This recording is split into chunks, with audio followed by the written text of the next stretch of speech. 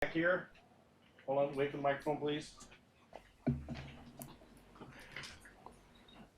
Hi, so despite the number of offensive yards that you guys had today, what areas do you think you can improve on before playing Stanford next week? Everyone. In every phase, offensively, defensively, special teams. There's always mistakes you make that are magnified in defeat or concealed in victory, and again, go in there and own the good things you did and repair the things that we need to repair. The middle, Andrew. Coach, what was the defensive adjustment after those first 10 points Cal put up? I mean, you guys had, I think, like 4 consecutive stops, 4 punts, and then your offense really, took that and scored off of it. Yeah, started complementing one another much better. Obviously, the block punt is a huge game changing type of deal that they rallied back from, which is encouraging. That was one thing that we talked about in the locker room after the game is despite all the things that we did to kick ourselves in the gut, we never flinched, and that's a good thing. You don't want to be tested in that way, but how they responded was good. I think, tackled better, fit the run better, made plays on the ball in the secondary better. And that's kind of, what they feed off of them being Cal, just as far as the run game and the quick passing game, the crossing routes, disrupting those and making some plays on deep balls. Back right, way in the back.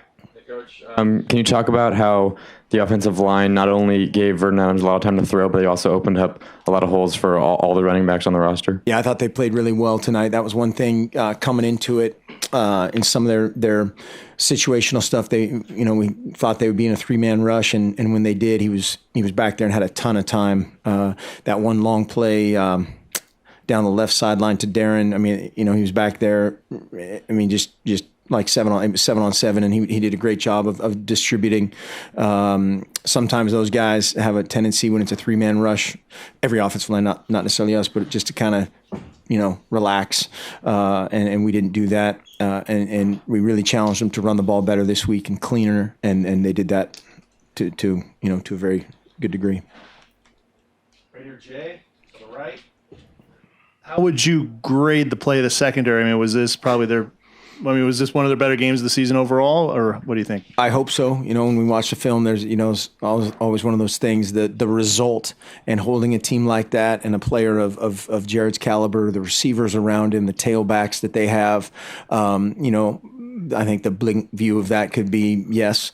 Then sometimes you watch the tape and you drop a guy on a route and this guy was wide open and they missed, and so you can't make those generalizations too much, but encouraged by just their response to some things, whether it's good or bad, and should be playing with a ton of confidence going forward.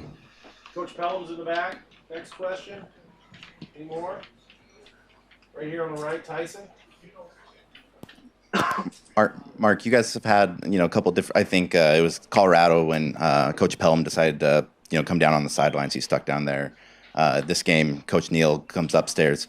Just what's it change on the sideline? It's something you guys plan for, but just what's the difference for you personally when you have kind of coaches in different areas? Well, for me personally, not much. When I'm on the headset with the defense, it's I'm just on the headset, and that's where most of that takes place. I think their ability to communicate to each other and then to the players is obviously what's most important. And DP can get everybody together.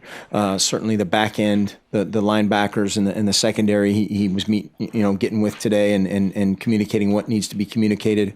Ron taking the defensive line and getting those guys dialed in, and then having Chins and John upstairs. I think that there was a good back and forth of seeing everything exactly how it needs to be seen. That's one of the hardest things that sounds easy, but it's really hard to get a player to come off the field and be able to tell you exactly what happened.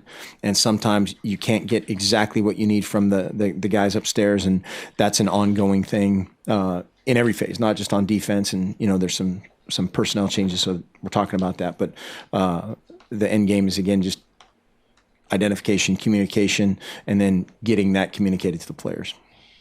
One more? Anyone? Thank you, Coach. Thanks. I'm good. Thank you.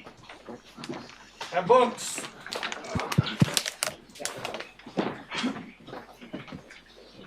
All right. Yep.